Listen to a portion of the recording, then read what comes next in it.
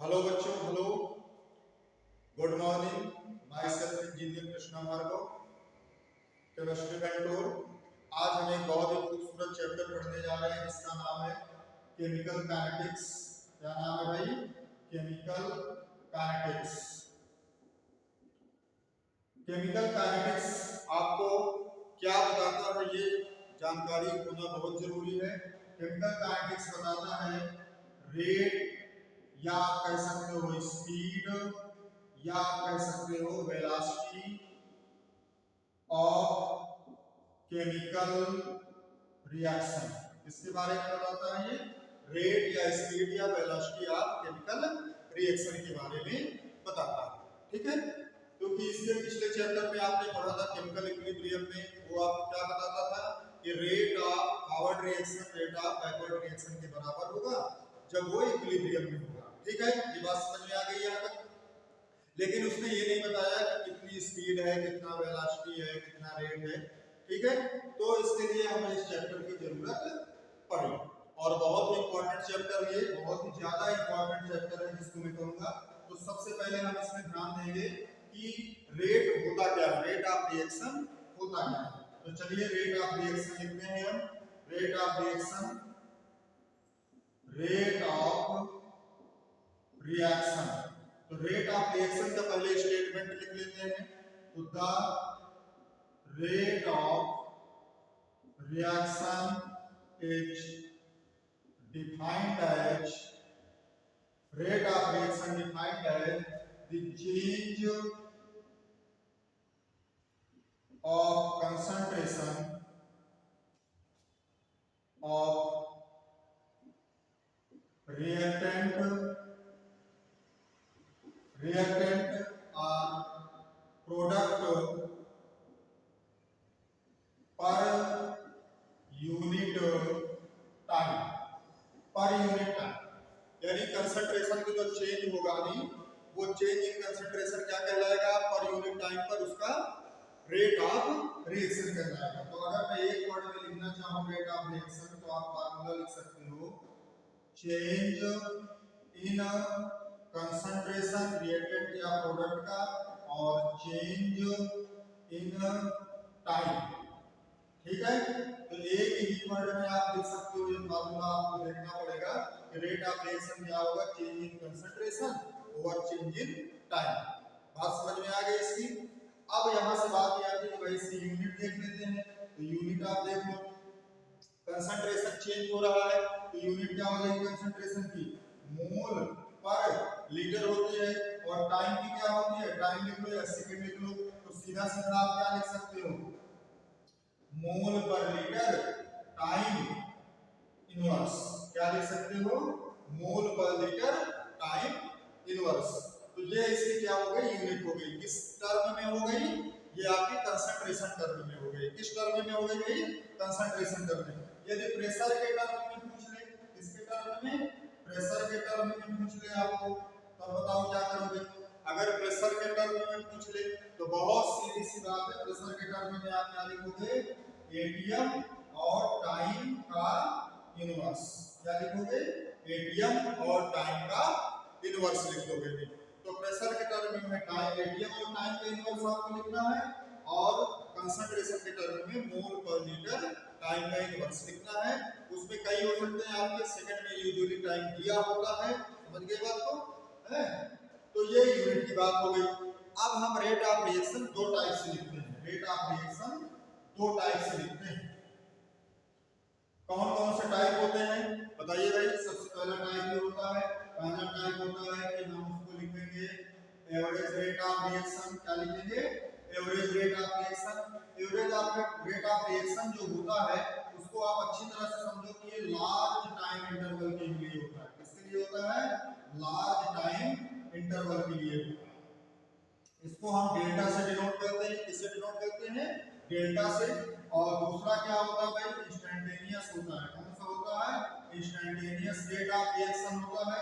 Instantaneous rate of reaction किसके लिए होता है भाई? स्मॉल टाइम इंटरवल के लिए होता है। टाइम इंटरवल के लिए होता है। किसके लिए होता है? स्मॉल टाइम इंटरवल के। इसको हम डी से डिनोट करते हैं। कैसे पता करें कि average rate instantaneous rate of reaction कैसे हमें लिखना है, तो कुछ नहीं करना है, when delta t tends to 0 instantaneous rate of reaction equal to average rate of reaction. बस इतना ध्यान रखना है कि जब डेल्टा टी टेंड्स टू 0 हो जाए तो वो क्या हो जाएगा, एवरेज रेट इंस्टेंटेनियस रेट के बराबर हो जाएगा। क्लियर बात है यहाँ पर। तो दो तरह से हम रेट को डिफाइन करते हैं। चलिए कोई एक जनरल रिएक्शन के लिए लिख करके हम देखते हैं, आप और अच्छी तरह से सीख जाएंगे कैसे लिखना है, इसको अप्लाई करके देखते हैं।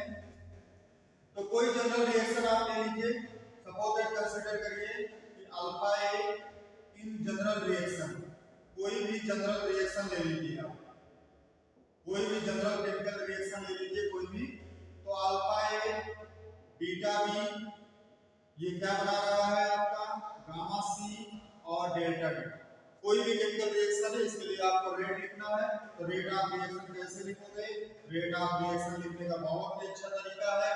आपको सीधे से क्या करना है कि पहले मैं लिखता हूं एवरेज रेट, क्या लिखता हूं भाई, average rate of reaction, average rate of reaction दोनों तरह से लिखना मैं सिखाता हूं आपको। पहले आप एवरेज रेट ऑफ रिएक्शन लिख लीजिए। तो एवरेज रेट ऑफ रिएक्शन लिखने के लिए मैं क्या करूंगा, नहीं डेल्टा का इस्तेमाल करूंगा। तो अगर मुझे लिखना है तो क्या लिखूंगा मैं, डेल्टा ए का कंसंट्रेशन ओवर डेल्टा टी और इसका जो स्टोइकोमेट्रिक कोएफिशिएंट है उससे मैं डिवाइड कर दूंगा।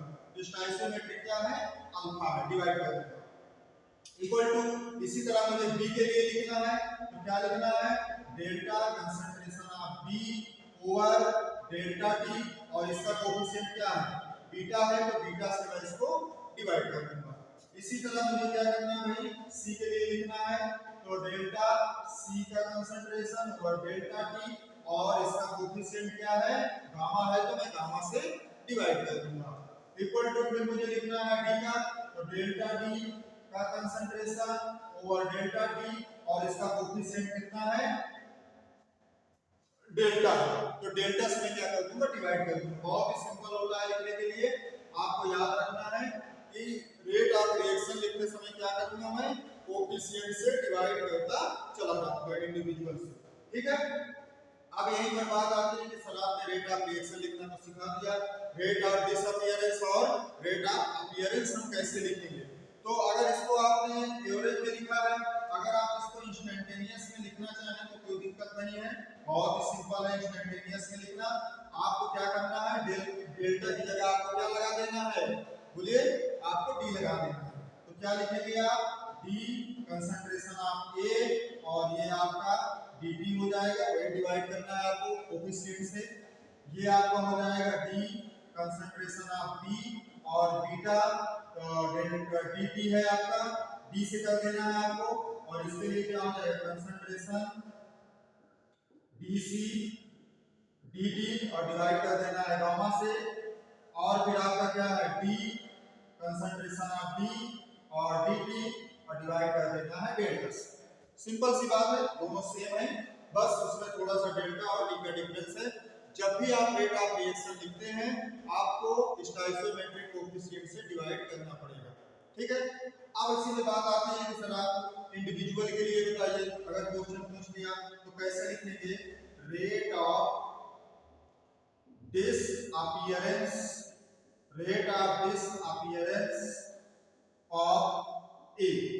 इंडिविजुअल के लिए यानी पार्टिकुलर किसी भी स्पीशीज के लिए पूछ ले तो आपको क्या करना है, रेट ऑफ डिसअपीयरेंस, रिएक्टेंट वाली साइड को रेट ऑफ डिसअपीयरेंस बोलना है, प्रोडक्ट वाली साइड को रेट ऑफ अपीयरेंस बोलना है। इसको रीजन क्या होता है कि मैं दिखाता हूं, आपको बताता हूं कि रेट ऑफ डिसअपीयरेंस आप ए लिखना है तो आपको क्या करना है कि धीरे धीरे ये चीज क्या होती जाएगी, कम होती जाएगी। जैसे यहां समझो, आ जाओ देखो, सपोज दैट कंसीडर करो रिएक्टेंट से प्रोडक्ट बन रहा है, क्या बन रहा है, रिएक्टेंट से प्रोडक्ट बन रहा है। तो सपोज दैट अगर मैं इसको बोलूं कि t टाइम 0 है तो इनिशियल मोल कितने होंगे, इनिशियल मोल इसके सपोज दैट कंसीडर करो 10, तो प्रोडक्ट के इनिशियल मोल कितने हो जाएंगे, 0 हो जाएंगे। अब टाइम इक्वल टू t हो गया तो इसके मोल धीरे धीरे क्या होंगे, कम होंगे। तो मान लो यहां से कम हो गए तो धीरे धीरे प्रोडक्ट के मोल बनने शुरू हो गए। कहने का मतलब ये हुआ कि रेट ऑफ जो रिएक्टेंट का डिसअपियरेंस रेट है वो क्या होता गया, डिसअपियर होता गया, और रेट ऑफ रिएक्टेंट का जो रेट ऑफ प्रोडक्ट का है वो धीरे धीरे अपीयर होता गया। तो उसके लिए निगेटिव और पॉजिटिव का इस्तेमाल करेंगे। तो इसके लिए अगर मुझे लिखना है तो क्या लिखूंगा, निगेटिव लगा दूंगा, तो ये क्या हो रहा है, डिसअपियरेंस हो रहा है।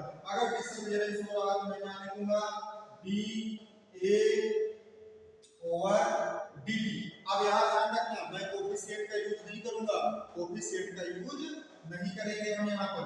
अगर मुझे लिखना है rate of disappearance of B का लिखना है तो कैसे लिखूंगा, बी बी देखो इधर है रिएक्टेंट साइड में, इधर है रिएक्टेंट साइड में, इधर भी माइनस लग जाएगा, D B over D T. अब यहाँ पर क्या करना है आपको, देखना है कि देखो मैं कोफिशिएंट नहीं लिख रहा हूँ और माइनस का मतलब क्या हो गया कि डिसअपियर हो रहा है, ठीक है। अगर मैं यहाँ लिखूं रेट ऑफ, क्या लिखूं, रेट ऑफ अपीयरेंस, अब यहाँ मैं क्या लिख सकता हूँ, rate of appearance, rate of appearance of C. तो कैसे लिखोगे, rate of appearance of C लिखना है, rate of appearance of C. तो यहाँ पर पॉजिटिव लग जाएगा क्योंकि अपीयर हो रहा है, तो D C over D T, coefficient नहीं लिखेंगे। अब यही चीज आपको लिखना है, डी के लिए लिखना है, तो क्या लिखोगे, positive D concentration D over D T, ठीक है। तो सिंपल होता है लिखना, इसके लिए कोई बड़ी चीज नहीं होती है। इसको आप चाहो तो और ऊपर लिख सकते हो, यहाँ पर देखो, आगे देखो, ध्यान से देखना, तो बहुत ही सिंपल होता है लिखना आपके लिए। इतनी बात समझ गए ना कैसे लिखा जाता है, ठीक है। तो आपने लिखा क्या, अब लिख लेते हैं rate of appearance, rate of appearance of D. तो बहुत ही सिंपल लिखना, सेम आपको तरीका लिखना है, पॉजिटिव आ जाएगा यहाँ पर डी डी ओवर डी, ठीक है। यहाँ कोफिशिएंट का यूज हम नहीं करते हैं। एक चीज याद रखना कि ये सारे क्या होते हैं, आपस में इक्वल होते हैं। अगर सबको मैं लिखूं कि rate of disappearance equal to rate of appearance, तो आप कैसे लिख सकते हो, माइनस डी ए का concentration over D T equal to minus D B का concentration equal to D T equal to plus D C का concentration over D T equal to plus D B का concentration over D T. सबको एक दूसरे से आप relate कर सकते हो, सब एक दूसरे के बराबर होते हैं। तो ये लिखना समझ में आया, बहुत सस्ता काम है लिखने के लिए, ठीक है, सस्ता काम है, समझ में आ गया ना अच्छी तरह से भी। अब एक चीज ध्यान रखना कि अगर मैं फॉर 1 मोल या मैं इसी को कर दूं पर मोल, बहुत इंपॉर्टेंट है, याद रखना, पर मोल रिएक्टेंट या प्रोडक्ट की बात हो, रिएक्टेंट या प्रोडक्ट की बात हो, तो आपको क्या करना है, rate of reaction equal to rate of disappearance या रेट ऑफ अपीयरेंस। ये ध्यान रखना, एक मोल के लिए, क्योंकि भाई डिवाइड करोगे तो कोई फर्क पड़ता नहीं, समझ गए बात को। तो एक मोल के लिए क्या हो जाएगा, रेट ऑफ रिएक्शन इक्वल हो जाएगा रेट ऑफ डिसअपियरेंस या रेट ऑफ अपीयरेंस। तो ये माइनस और नेगेटिव का मतलब यही हुआ कि अगर माइनस लगा हुआ है तो रेट ऑफ डिसअपियरेंस है, और अगर माइनस नहीं प्लस लगा हुआ है, लगाने की जरूरत नहीं है, तो रेट ऑफ क्या हो जाता है, आपका अपीयरेंस हो जाता है। इसमें थोड़ा सा ध्यान देना होता है, क्या ध्यान देना होता है बच्चों, ध्यान से देखना, इसमें ध्यान देना होता है, जैसे मैं आपको लिख रहा हूं कि ये रिएक्शन प्रोडक्ट में चेंज हो रहा है, तो आपको क्या लिखना है, ये यहाँ पर ध्यान से देखना। अगर मैं लिखूं तो ये क्या हो जाएगा, डी आर का concentration over D T, reactant के लिए लिखूं मैं, तो ये अगर सीधा सीधा क्या हो गया, R2 minus R1 T2 minus T1। अब यहाँ मैं निगेटिव इसलिए लगा दिया क्योंकि ये डिसअपियर हो रहा है, रिएक्टेंट का, इसका है रिएक्टेंट का डिसअपियर हो रहा है। तो हमेशा रेट ऑफ रिएक्शन क्या होती है, पॉजिटिव वैल्यू होती है, उसकी वैल्यू पॉजिटिव आती है, तो यहाँ पर क्या होगा, R1 ग्रेटर देन R2 हो जाएगा, क्या हो जाएगा, R1 ग्रेटर देन R2 हो जाएगा। तभी तो ये वैल्यू आ गई नेगेटिव और दोनों मिलकर नेगेटिव होंगे और पॉजिटिव हो जाएंगे। ठीक है, ये T1 पर R1 कंसंट्रेशन है T टाइम पर और T2 टाइम पर आपका क्या है R2 कंसंट्रेशन है। अगर मैं यही चीज प्रोडक्ट के लिए लिखूं, यही चीज मैं प्रोडक्ट के लिए लिखूं तो कंसंट्रेशन dt, तो यहाँ पर क्या हो जाएगा, यहाँ पॉजिटिव लग जाएगा, यहाँ P2 minus P1 over T2 minus T1। अब यहाँ क्या होगा, अब यहाँ पॉजिटिव वैल्यू आ गई, अपीयरेंस का है, यहाँ पर बताओ P2 ग्रेटर देन P1 हो जाएगा। क्या हो जाएगा भाई, P2 ग्रेटर देन P1 हो जाएगा। तो rate of disappearance, rate of appearance ज्यादा डिफरेंस नहीं देखना होता है, बस आपको इतना ध्यान देना होता है कि जो नेगेटिव ये वाली जो वैल्यू होती है, ये वाली वैल्यू क्या हो जाती है आपकी रेट ऑफ अपीयरेंस और डिसअपीयरेंस की हो जाती है। तो केवल सिंपल सा रेट ऑफ रिएक्शन और रेट ऑफ अपीयरेंस और रेट ऑफ डिसअपीयरेंस में केवल इतना ही मतलब होता है कि आपको ये भी देखना है कि उसमें हम रेट ऑफ रिएक्शन में स्टोइकोमेट्रिक से डिवाइड करते हैं, इसमें स्टोइकोमेट्रिक से कोई लेना देना नहीं होता है। ठीक है, समझ गए बातों को नहीं?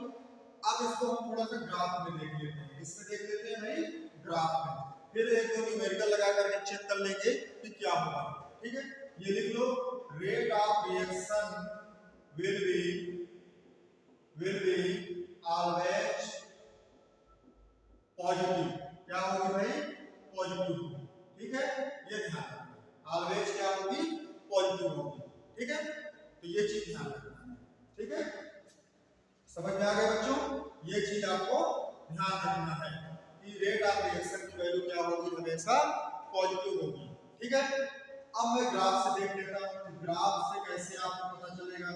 जैसे सपोज दैट कंसीडर करो कि y एक्सिस पर आपने क्या ले लिया, कंसंट्रेशन ले लिया और आपने x एक्सिस पर टाइम ले लिया। तो शुरू में कुछ ना कुछ रिएक्टेंट रहा होगा, धीरे धीरे रिएक्टेंट टाइम बढ़ने पर क्या हो रहा है, घट रहा है और प्रोडक्ट धीरे धीरे क्या हो रहा है, अपीयर हो रहा, बढ़ रहा है। तो ये रिएक्टेंट और ये प्रोडक्ट, जैसे जैसे टाइम बढ़ेगा रिएक्टेंट धीरे धीरे घटेगा नहीं और प्रोडक्ट धीरे धीरे बढ़ेगा। समझ गए बात को नहीं? तो इसी को बोल देते हैं, इसको मैं बोल सकता हूँ rate of disappearance of reactant और इसको हम बोल सकते हैं rate of appearance of product. ठीक है, तो ग्राफ में अगर ऐसा कभी आ जाए तो आप इसको अच्छे से समझ लेना। समझ गए बात को नहीं? तो यूनिट भी आपने सीख ली, ये भी देख लिया। अब एक दो न्यूमेरिकल देख करके हम पता करेंगे कि कैसे करते हैं। ठीक है, तो चलिए सबसे पहले न्यूमेरिकल देख लेते हैं। सपोज दैट किसी का लिखना हो तो अगर मैं लिखना चाहूँ आप लिख सकते हो, राइट एक्सप्रेशन आपको क्या जैसे लिखना है, राइट एक्सप्रेशन ऑफ, किसी का भी लिख सकते हो, कोई भी रिएक्शन हो सकता है, ऑफ 1 मोल ऑफ अमोनिया। अगर इसके लिए एक्सप्रेशन लिखना है तो कैसे लिखोगे? तो पहले इसके लिए बैलेंस रिएक्शन, मैंने क्या बताया था, बैलेंस रिएक्शन होना चाहिए। तो चलो बैलेंस रिएक्शन लिख लेते हैं पहले, N2 3H2 और ये क्या बना दिया आपका 2NH2। अब इसके लिए अगर रेट ऑफ रिएक्शन लिखना है तो रेट ऑफ रिएक्शन लिख लेते हैं। रेट ऑफ रिएक्शन अगर मैं N2 के लिए लिखूं तो इंस्टैंटेनियस रेट पहले लिखना है, इंस्टैंटेनियस रेट में लिख लेते हैं। तो क्या लिखेंगे, D N2 का कंसंट्रेशन ओवर dt। ठीक है, और इसका कोई स्टोइकोमेट्रिक कोएफिशिएंट नहीं है, एक ही है, तो कोई मतलब नहीं लिखने के, लिख देता हूं मैं। और फिर इसके बाद अगर मुझे H2 का लिखना है, H2 का लिखना है तो कैसे लिखोगे, D, अभी रेट ऑफ रिएक्शन लिखना है, ध्यान से देखते जाना, ओवर 3 dt। और इसी तरह मुझे अगर अमोनिया का लिखना है तो अमोनिया का लिख लो, D NH3 और कितना इसका कोएफिशिएंट 2 है dt।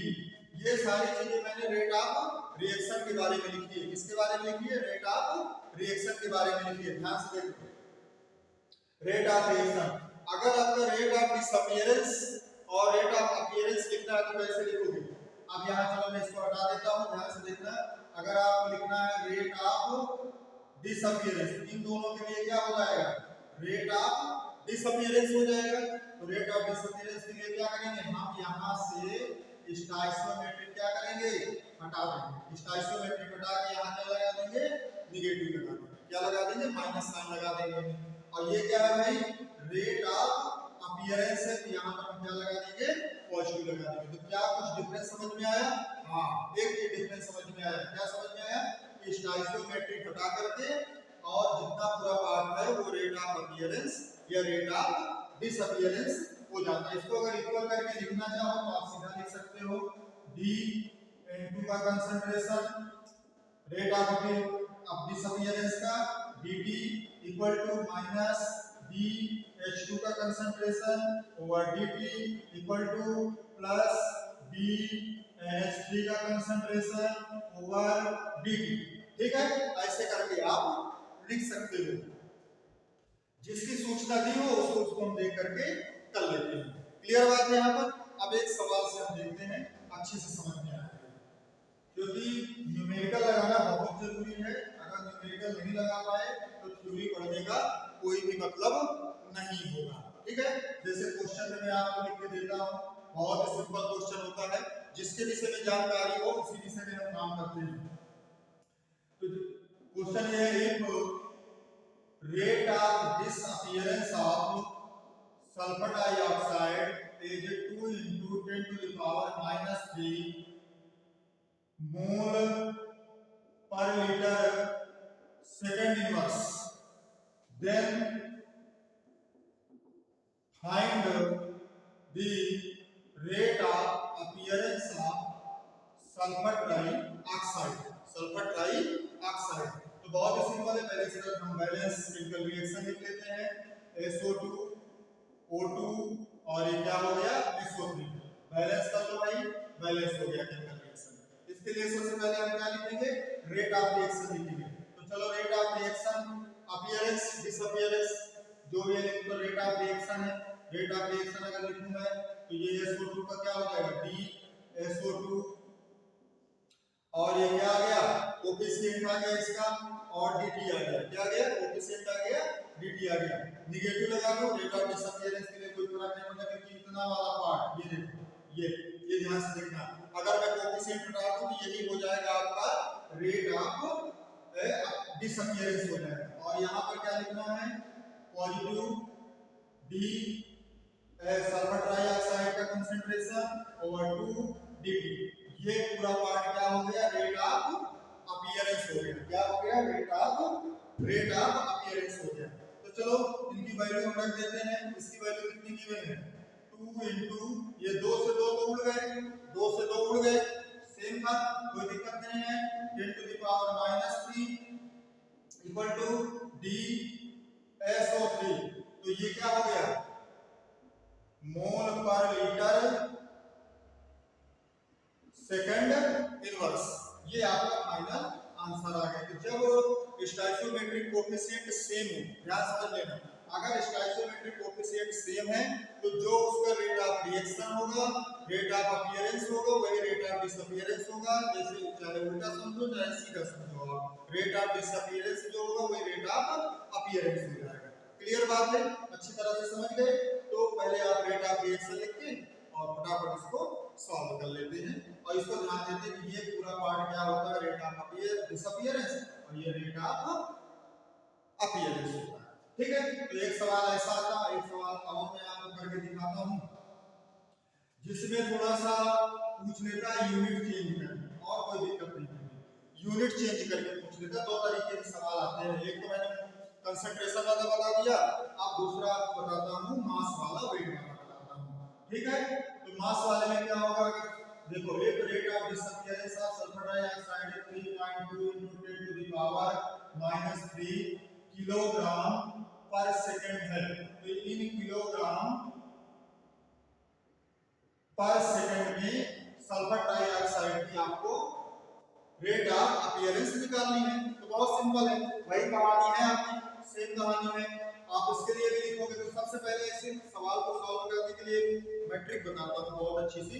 आपको सबसे पहले क्या करना है, इसमें पहले आप मास को मोल में चेंज कर दो, फिर इसके बाद मोल को मास में चेंज कर दो, आपका आंसर आ जाएगा यूनिट में। तो चलो पहले इसका मैं वो लिख लेता हूं, रेट ऑफ रिएक्शन लिख लेता हूँ। क्या लिख लेता हूँ? Rate of reaction. तो वही आ गया आपका DSO2, ये 2 है dt, और इसको मैं मोल के रूप में लिखता हूँ। किसके रूप में लिखता हूँ? मोल के रूप में। तो ध्यान से देखना, ये मोल के रूप में लिख लेते हैं। और इसका क्या आ जाएगा भाई? DNSO3 और 2dt। ठीक है, मोल के रूप में। तो मोल आप कैसे निकालेंगे?